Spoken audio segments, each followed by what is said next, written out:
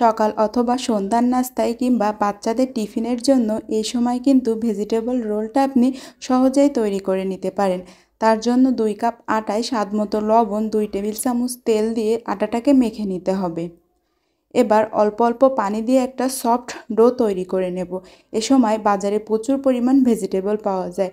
বাসায় একবার হলেও নাস্তার জন্য কিংবা বাচ্চাদের টিফিনের জন্য সহজেই কিন্তু এই ভেজিটেবল রোলটা আপনিও তৈরি করে নিতে পারেন।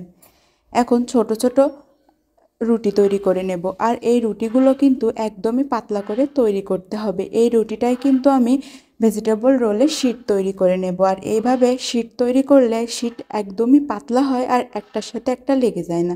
এখন তাওয়াটা গরম করে নিয়ে এই গরম তাওয়ায় এটা এপাশ ওপাশ 30 সেকেন্ড ছেঁকে নিলে শিটগুলো তৈরি হয়ে যাবে। আর আরেকটি প্যান নিয়ে তাতে পরিমাণ মতো তেল ও কিছুটা পেঁয়াজ কুচি দিয়ে পেঁয়াজটাকে ভেজে নেব।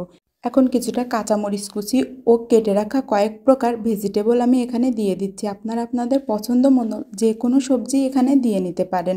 এখন স্বাদমতো লবণ দিয়ে সবজিটাকে খুব ভালোভাবে মিশিয়ে 5-6 মিনিট রান্না করার পর 1 চামচের মতো হলুদের গুঁড়া, 1/2 চামচ করে জিরা ও ধনিয়ার গুঁড়া এখানে দিয়ে দিচ্ছি। দিয়ে সব কিছুকে আবারও 8 থেকে 10 মিনিট মিডিয়াম আঁচে এভাবে নাড়তে হবে। 8 থেকে 10 মিনিট পর একটু ধনিয়া পাতা কুচি দিয়ে এটাকে নামিয়ে নেব। এই ভেজিটেবল রান্নায় কিন্তু আমি কোনো পানি দেই নাই। এভাবে এটাকে রান্না করে নিতে হবে, আর এর টেস্ট কিন্তু মাশাআল্লাহ অনেক বেশি সুন্দর হয়।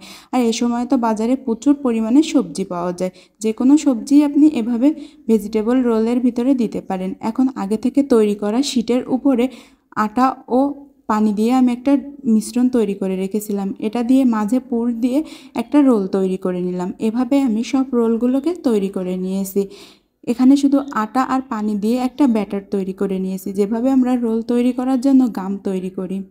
মাঝে এবার সবজির পুর দিয়ে এভাবে আমি সবগুলো রোল তৈরি করে নিয়েছি। এই অবস্থায় কিন্তু আপনি ফ্রিজেও রেখে দিতে পারেন, 4-5 দিনের মতো ভালো থাকবে। তারপরে যখন ইচ্ছা তখনই আপনি গরম তেলে ভেজে পরিবেশন করতে পারেন। সন্ধ্যার নাস্তা কিংবা বিকালের নাস্তা অথবা বাচ্চাদের টিফিনের জন্য কিন্তু এই ভেজিটেবল রোলটা এ সময় পারফেক্ট একটা রেসিপি। এখন চুলার জাল লো টু মিডিয়াম রেখে রোলগুলোকে উল্টে পাল্টে ভেজে নিলে একদমই রেডি হয়ে যাবে। আর ভিডিওটি আমার পেজ থেকে দেখলে পেজটা ফলো করার অনুরোধ রইল, ইউটিউব চ্যানেল থেকে দেখলে ইউটিউব চ্যানেলটি সাবস্ক্রাইব করে রাখার অনুরোধ রইল।